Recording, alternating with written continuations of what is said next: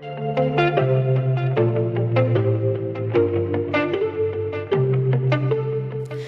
everyone, and welcome to Sex Ed Shouldn't Suck. I'm Kaylee. And I'm Jen. This week, we are talking to Tim Lagman from Sex Ed with Tim, which is an amazing podcast that you should all check out right after this one. He's a sex educator. He's gay as fuck. He's also so funny. And all of those things are, yes, related to each other. It's true. Gay, sex educator, and hilarious. So, yeah, we hope you enjoy this one. Enjoy.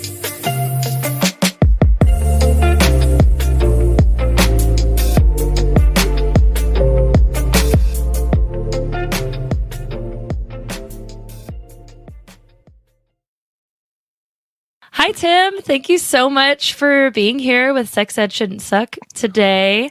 How are you doing? I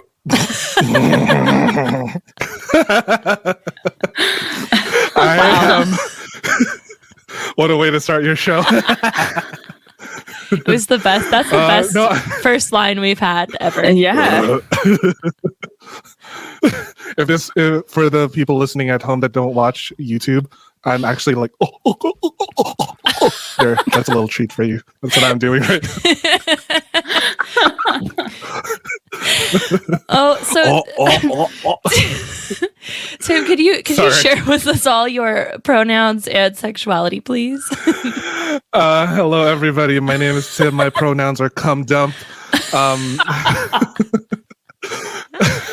No, like literally use any pronouns that you want. I really don't care. My sexuality is a chaotic homosexual. Yes. So I will fuck anything with a pulse. Mm-hmm. That's like the first thing I look for in a man. A lot of people ask me that. They're like, what's the first thing you look for in a guy? And I'm like, well, first, are they breathing?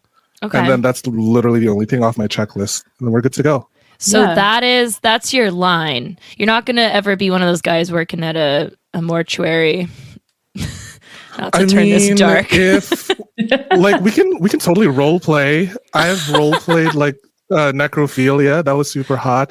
I think I have hooked up with a mortician. I'm not really sure, but he said that he worked at a funeral home. Oh. So I'm not really sure what that meant. Are there other jobs at a funeral home? It's like coffin maintenance person. Like usher. The receptionist? For the funeral. Accountant. Yeah, accountant, right? Interior decorator. Yeah. How boring of a job would that be if you work at a funeral home and you're the fucking accountant? Boo. Oh my God. Lots of money in caskets, you know? Hey, you know what? There's only two things in life that are constant, death and taxes. So if you're going to capitalize on something, you might as well capitalize on death. Yeah, because fuck taxes, honestly. Oh my God. Either way, we're all fucked. Yeah. I'm totally derailing your episode. I am so sorry. You're not. We're into it. This is great. Oh, okay. Great. Because we're totally not going to talk about sex ed and just all of my sexual mishaps then. It's kind of the same thing. It's okay. I have a segue ready. Are you ready for it? It's a pretty good one. Ooh, slide me in slowly. Tim, I would love to know about your journey from first learning about sex to role-playing necrophilia. Please tell us about your sex Holy education. Shit. All right, let's try to compress my entire journey in like a 2-minute sentence. Okay. Wowee. Okay, so people should know that I was born and raised in conservative Catholic Filipino family. So my sex ed was super repressed. It was very like sex should be between men and women, and you know the whole spiel. I'm not going to get into it. The Classic. first time I've ever seen, right? The first time I've ever actually seen genitals besides mine and on screen was an animated video on puberty when I was in the 3rd grade. 3rd grade? Yeah, that was like a very surprising thing considering I went to an all-boys Catholic school. And my health teacher showed us like this cartoon Hanna-Barbera Bugs Bunny style cartoon of like kids going through puberty and like all the things. Like it showed us an erection. It showed us boobs like growing rapidly. Like, over time. And then you know how it's like time lapse, like a boob just like pops out. Like, and now you have like a bimbofication kink. You never knew where that came from, but exactly. it's from that. Oh my God. Wow, that really is something I should bring up to my therapist. Anyways, I once ran into my dad's porn, as any little boy is wont to do. Mm-hmm. Let's see. So that was a little bit of my childhood. Wait. Canada. What kind of porn? Yeah. Yo. What kind of porn was this? Was it straight porn? Was it? It was straight, and it was vanilla porn.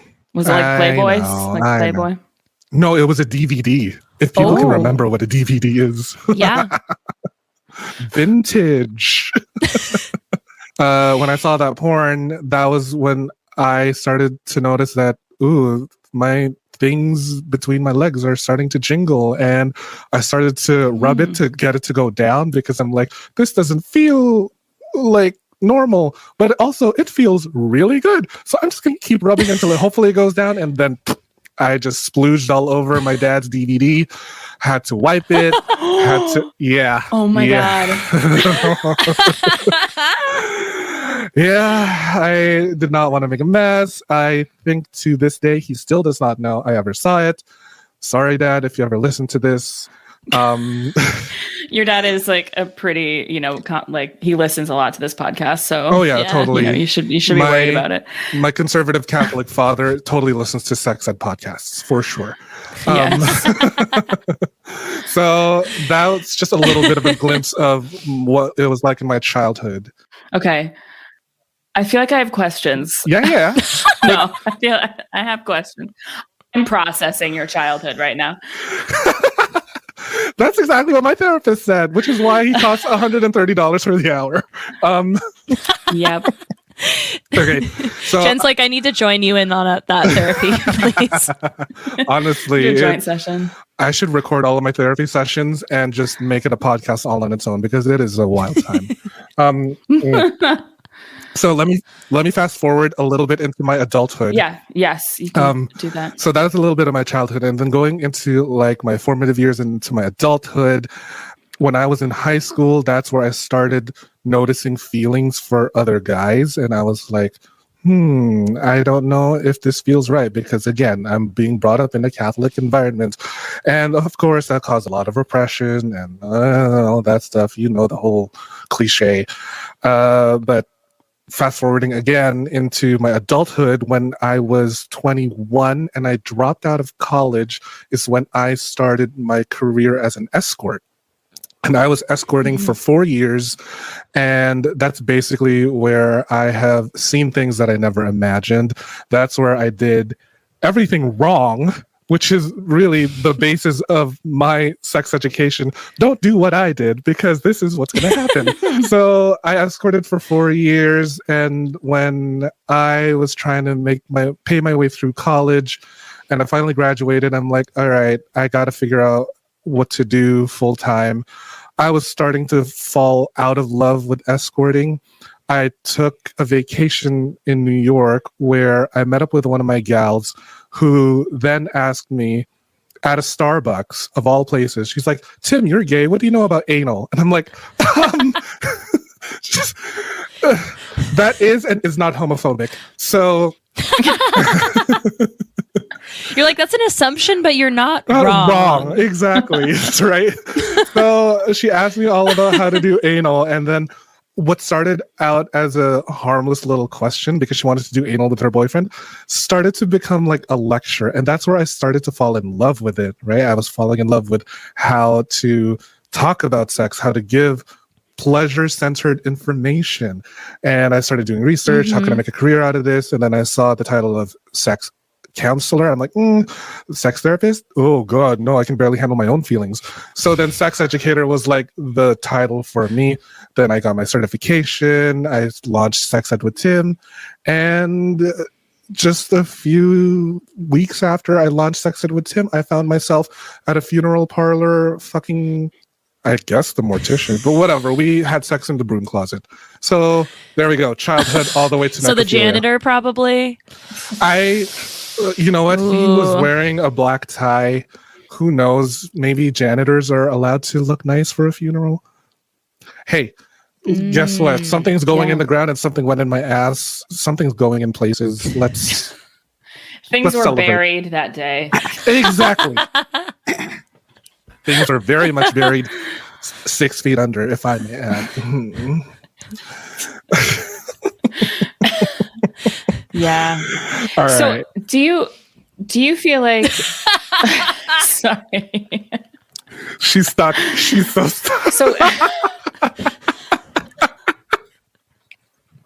It was just like your little lean back, picking up your full ass wine glass, going, all right. All right. So good. All right. What do you make of that, Jen? there's a lot happening here. It's a lot to take in. Not the first time I said that, but yeah. Hey. Do you feel like the sex education you got growing up was good, bad, helpful, not helpful? It seems like it was general, at least what you got in 3rd grade was generally factual. Was it mixed with weird religious stuff? Right, exactly, because they did cover some pretty factual things. Like in this cartoon, I remember watching in a very cartoonish way a girl getting her period for the first time and a guy having an erection for the first time. And then that was so strangely blended in with religious dogma. And I was like, what they did there, that looked kind of good. And now you're telling us in religion class that's bad. So it was very like, it's hard to navigate. And it was a very confusing time. Yeah. Also because I went to an all-boys school. So I didn't know if what I was feeling for my classmates was natural or like quote unquote sinful. Right? So I was like, I'm confused. Still am to this day. That's why I'm in therapy. But yeah. What was that process like of unlearning a lot of that religious dogma and accepting yourself as a queer person? I ask partially because I'm totally not doing that. Yes, please help us. Well, really, how I started to unpack was when I dropped out of the Catholic Church by the time I was 21, and the priest was giving a sermon all about like how abortion is murder. And I'm like, nope, I can't do this anymore. I walked out of church. I told my parents I cannot, like, that's a dude that's talking about a woman's body. What the hell does he know anything about? He's probably never seen a pussy. Let's be real. Yeah, it's a dude who's also like presumably never had sex either. Like exactly, could not be further from knowing anything about abortion and pregnancy. Exactly. So it was really that moment in church that really like did it for me. I'm like, all right, so this is where I really don't feel like I belong. I have stronger feelings inside of me rather than my Catholic beliefs. And then that's where I started to really get in touch with who I am as a gay man. And I'm like, all right, so this is who I am. I can't help but feel this way towards other men, towards, the guys that I love. So this is just how people are going to have to accept me. Whether or not I'm Catholic. So, you can either love me for who I am or you can fuck right off.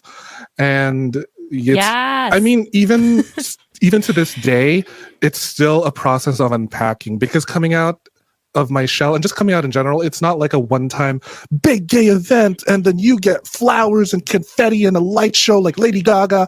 No, it's like, it's a constant process that you're going to have to do until the day you die. Right. And you said that your family is still conservative and religious. They are. How's that going? How's that going? How's that working for you? No, they're fine. Ever since I came out, my family has been quite accepting and they've been more open to it.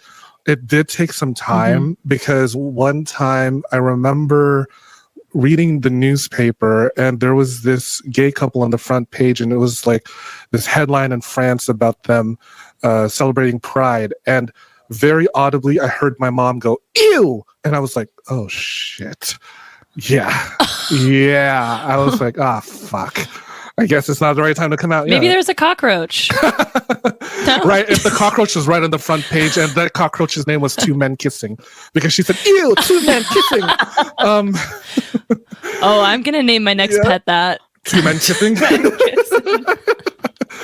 So I was like, all right, maybe now's not the right time to come out to my parents. And then, you kind of start to strategically plant the seeds of like, hey, gay people aren't as bad as you think they are. Started listening to more queer stuff around the house, like Sam Smith and who else was queer? I played fucking Freddie Mercury.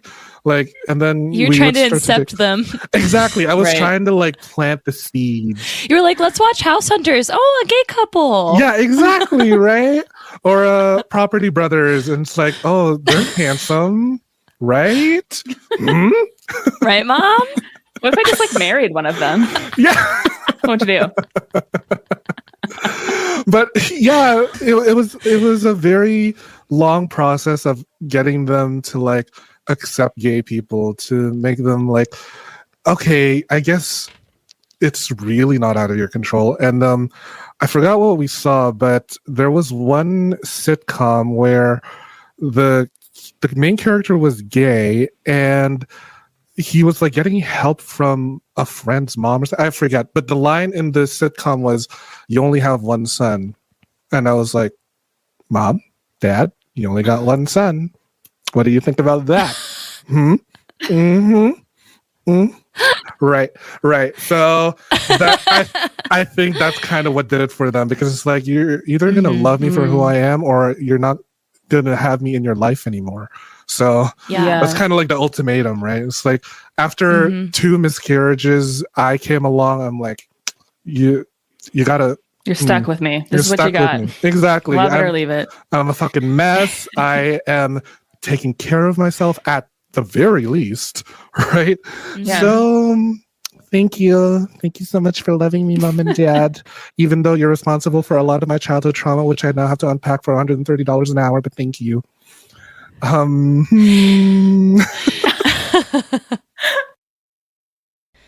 now time for a quick break. I'm here to tell you that this episode of the Sex Ed Podcast is brought to you by Anchor, the easiest way to make a podcast. First of all, everything you need to make your podcast is included, from recording to editing. Second, Anchor distributes your podcast for you everywhere, including Spotify and Apple Podcasts. So all you need to do is upload it to one place. The very best part, my personal favorite part, is that it's free. And you can also start making money right away with no minimum listenership required. Download the free Anchor app or go to anchor.fm to get started. Now back to the show.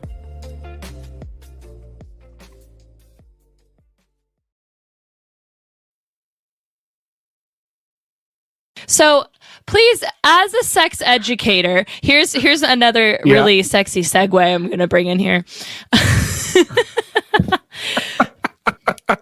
I'm assuming, nope, that's not going to work. What's a segue? Is it that thing I don't have a good segue. I don't even know what you're trying to segue to. I'm trying to segue to tell us about your sex educator career and what does being a sex educator entail? Tell us about that. Oh God, what does it entail? Like, all right, to speak on the serious side of things, being a sex educator, it takes a lot of like compassion. And I don't like being compassionate, but you gotta have to. No, because like the core idea of sex education is pleasure centered, right? You want everybody to have the most amount of pleasure that they can have, where everyone is having fun, nobody's getting hurt, we're all consenting to the same things, and we all get to live happily ever after and in a post-coital nap. And really, that's kind of like the pillar of being a sex educator, is to meet people where they are and see where they're going to be coming from and help be a guide to whatever goal it is that they want to, reach, whether it be, oh, I just want to go out and have more dates. I just want to be able to reach an orgasm. How do I buy my first toy? What do I need to know? And then you can use your experience and show them, tell the people who are listening that this is what works for me. It might not necessarily work for you, but it's at least a good jumping off point, because sex education is not this perfect blueprint of penis and vagina or doggy style missionary, whatever. It is a way for us to navigate our bedroom life, which then carries out into our everyday life, our quote unquote boardroom life. So really, we just want everyone to have a good time. Now, on the funnier side of things, you kind of have to have a personality. Don't be a fucking tightwad. Don't get your panties all in a knot. Be like me, where you're just loose. I mean, I'm tight, but a tightwad sex educator. Yeah, can you believe there are actually like sex educators out there, or at least people who call themselves sex educators, and they're like so fucking puritanical and like just weird and gross. Gwyneth Paltrow. Sorry, I had something in my throat. Did she call herself a sex educator? Oh, did you have some goop in your throat? Ew. God, just a little bit of goop. I'm gonna wash it down with some more caps off, and then I guess I can like call this name out. I don't know if you girls have heard of this really ridiculous sex educator by the name of Kim Anami. Oh my God.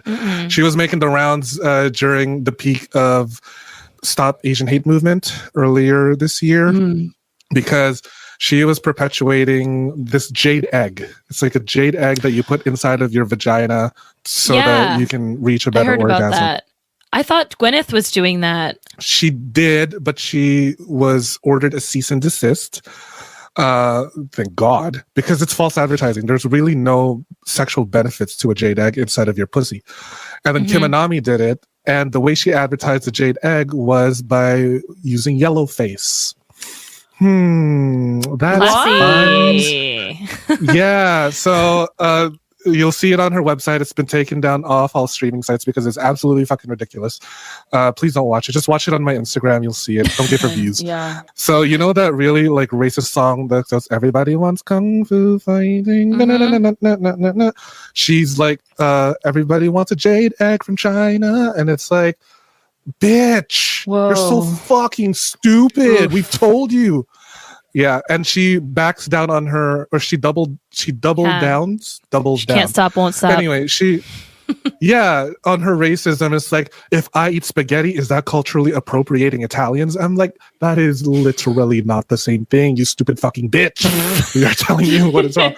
Anyways, basically, sex education comes down to a lot of compassion and a lot of like coming from a place of kindness and protecting yourself and protecting your own energy before you can help other people. That's essentially it. Yeah. And then you just got to be really funny like me. Like an airline that you need the oxygen mask. Yeah, right? Put it on cool. yourself before you put it on your bottom. Is that it? No, baby. No, I don't know. I've never had to do, I don't know. So I don't know. Your sex education career kind of birthed your podcast, correct? It did, and that's probably the only good thing to come out of the entire pandemic. Maybe. The only good thing is my podcast. I will agree, only because Jen and I started ours in January 2020. Ooh, love it. Yes. Work. So for me, my podcast was birthed out of, I don't want to say boredom, but it was more of like, before the pandemic, I was going to people's homes and doing like house calls and doing bachelorette parties, because who doesn't want a collection of dildos to like stare at during a bachelorette? Yeah, just really like word of mouth kind of stuff. Right? It was word of mouth kind of stuff. And then the pandemic hit. I'm like, I'm sorry, guys, I really can't do these home visits anymore. So now I gotta find a way to continue spreading the word of good and thorough and comprehensive sex education. And then I was like, why not? I don't even have like an online presence. So a podcast, maybe? I love to hear myself talk. People have said they love to hear me talk. I think I have a really sexy deep voice when I start to talk like this. Ooh. But I'm never going to use that in my podcast ever. You do have a great voice. It is very calming. Even though you're talking about like necrophilia, it is very calming. Thank you.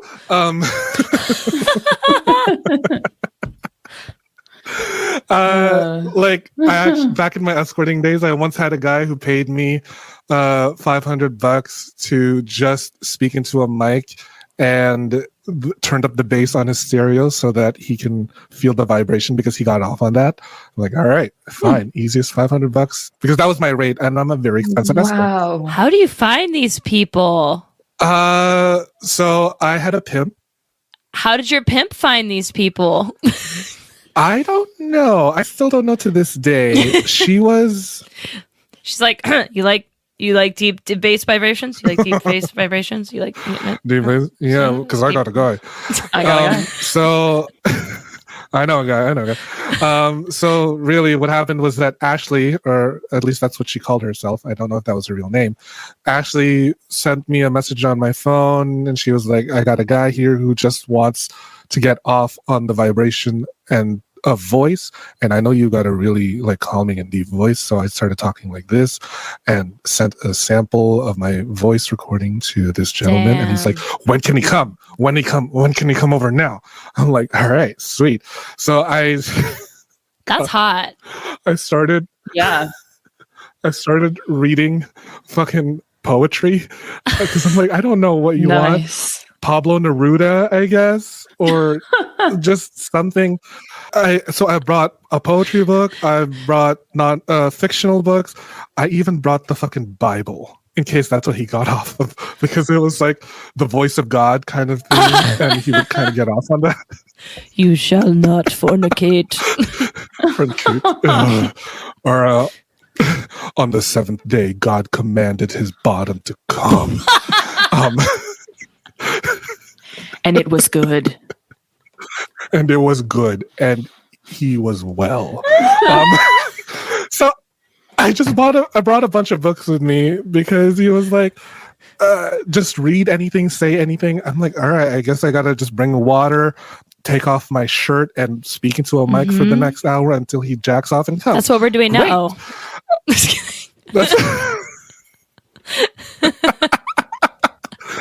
Yeah, you are fully masturbating off screen, and it's totally fine.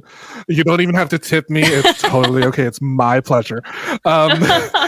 So anyways, that's kind of what like clicked in my head when the pandemic hit. I'm like, you know what? Maybe I'll just start a podcast and call it Sex Ed with Tim, because this is who I am. I want everyone to know that I am fucking funny. I know some stuff. I've been around the block.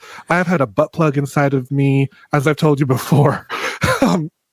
So learn from my mistakes, and hopefully you end up in a better place than I could ever be in. Yes. And you've got your second season. When this comes out, will have just started. So can you tell us anything about season 2 of Sex Ed with Tim? Ooh, yes. So season 2 of Sex Ed with Tim launches in January, which is my birthday month. I'm an Aquarius. Thank you. And it's going to be a very, very wild ride. I have got a very famous drag queen coming on during Pride Month. Nice. I have a bunch of dominatrixes and kinksters. Dominatrices. Thanks. Thank you so much. I have never known the plural of a dominatrix before. I only know that as a former computer science major in college. I know the plural of matrix. Is that what you call the franchise? The Matrices franchise? Like, is that what it's called? Yes. The movies plural are the matrices, yes. The matrices, I love it. So I also have a urologist coming to talk about men's health, because clearly men are the ones in most need of it. That's amazing. That's awesome. Yeah. And he's like super hot. So it was really hard to interview him. Thank you so much, Dr. Justin Human. I love you. Let's see, what else is there? I got a drag queen, dominatrices, urologist. I have just a whole bunch of kinksters. I've got like a tantric practitioner. I've got something which is kind of like important to the queer community. We're going to be talking about HIV, which is very important. And there's also, oh yeah, my favorite. We're going to talk about cheating. Okay. So, from what perspective?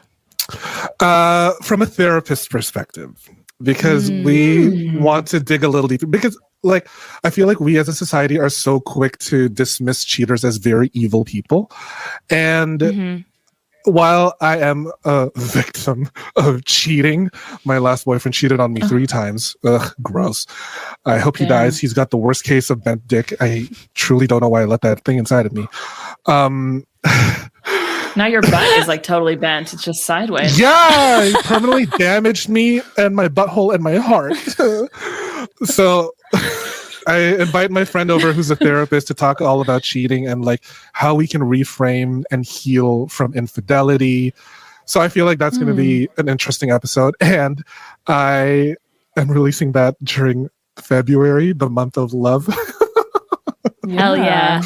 Oh, and one of my favorite episodes I recorded, I had a phone sex operator. Come on. So it's going to be sexy. Did they know they were on the podcast? Yes. Did you just call them up?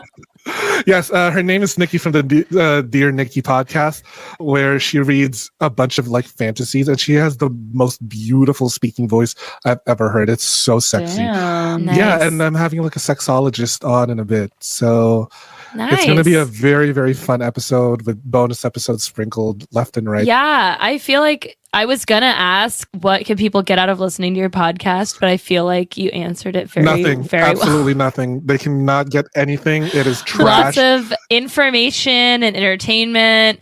If you are a raccoon and love trash, this is it. If you're a maggot, sex trash. If you're a maggot and you just love to dig around refuse and rotting, disgusting You are born content. in the refuse. Yeah.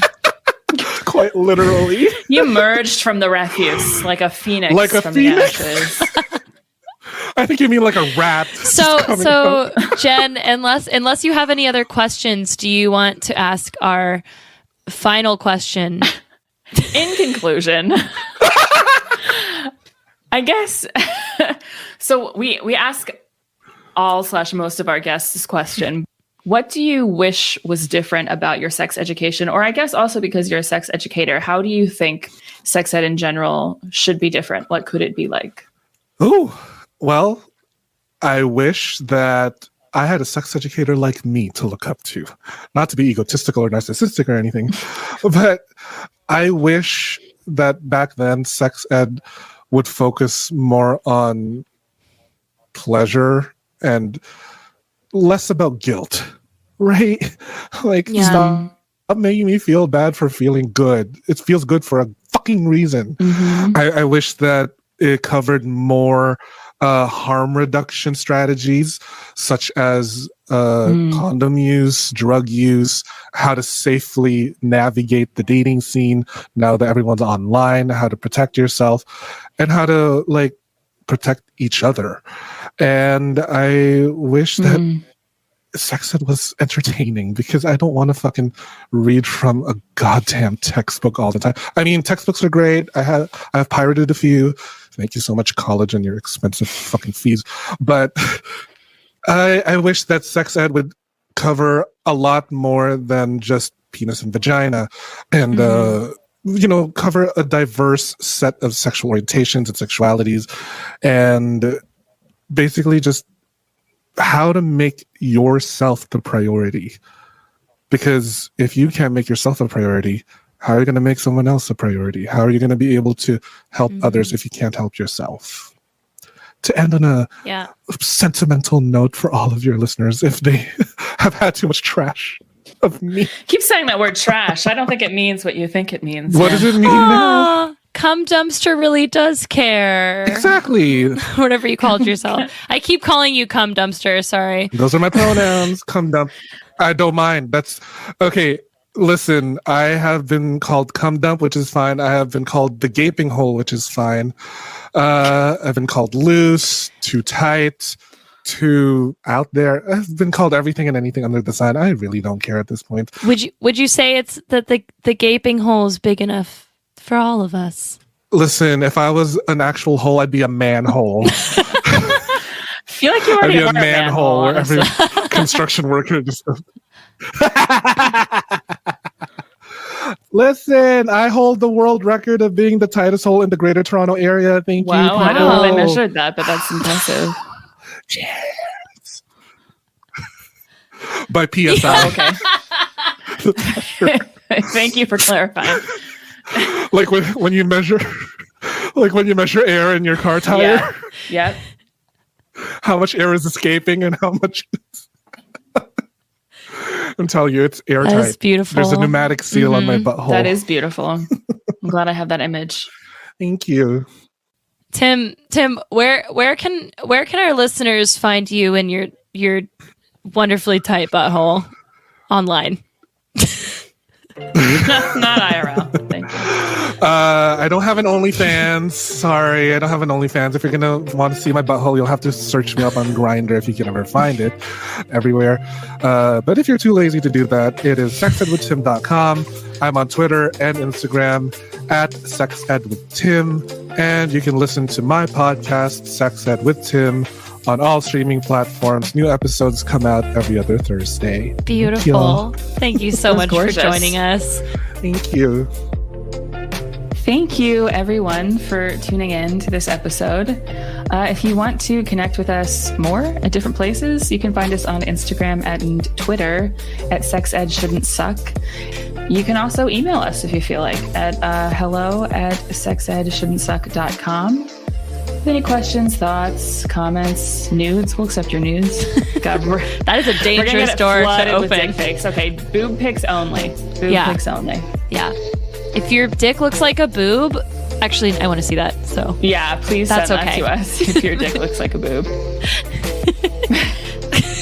Also follow Tim. Tim is the coolest. Yeah. His podcast, Sex Ed with Tim, is also amazing and hilarious and really important and talks about so many important things that I wish we were also talking about. He's also got a Patreon, so if you have a few bucks to spare, go and throw them at him. He does exclusive episodes for his subscribers there because he apparently has way more time than I do. I don't know. He's got whatever 24 hours Beyonce has. I don't have that 24 hours.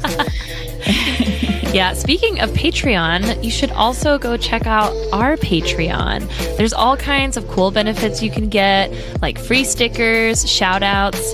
This could be your name here, Melanie. Just kidding, I'm not. So I'm leaving creepy. that.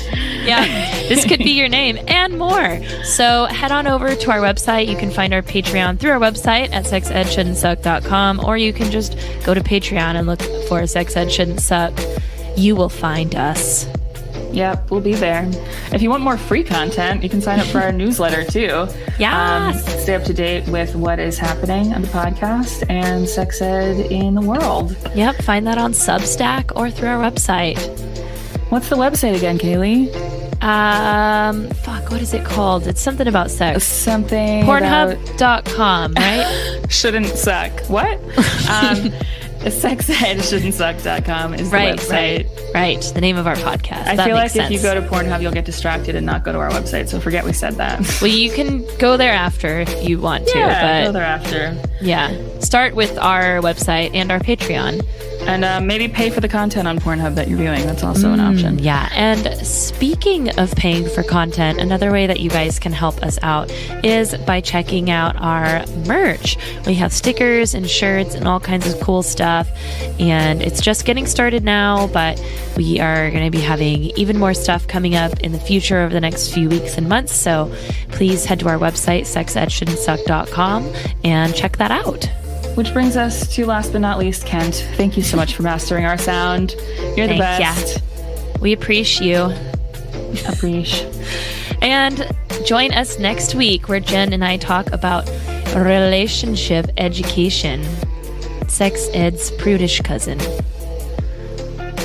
I mean, I don't know. Maybe your relationships are pretty sexy. That's true. Mine are not. None of my relationships have sex in them. 0. This is a great way to get people excited for that episode. It's going to be good, though. It's going to be interesting. We're going to talk about why relationship education should be taught in school along with sex education. So give it an old listen. Tune in in 7 days. Or if you're listening to this far in the future, you can listen to it right now. So yeah, just put it on repeat. Yeah, and keep listening. Love you guys. I love you.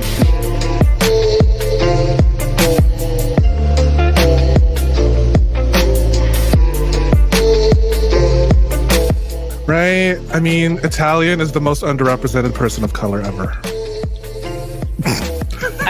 Sure. Yep. Okay. The whites do not know how to react.